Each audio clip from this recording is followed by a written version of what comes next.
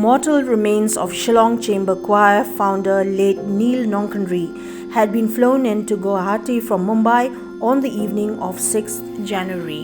The cortege, led by the East KHASI Hills Police and accompanied by family members and those from the Shillong Chamber Choir, had arrived at Whispering Pines at POHKSEH, Shillong on the midnight of 6th January 2022, where late Neil NONGKYNRIH'S mortal remains were handed over to his family and loved ones. The body will be laid to rest at the Jayao Presbyterian Church Cemetery at Laumali on the 8th of January 2022. It may be recalled that late Neil NONGKYNRIH had joined members of the Shillong Chamber Choir in Mumbai in November 2021 for the recording of a multilingual album that was intended to be released this year.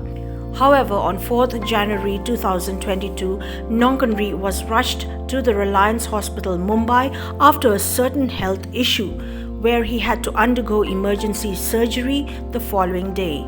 The Padma Shri awardee and founder of the Shillong Chamber Choir unfortunately passed away at around 6 p.m.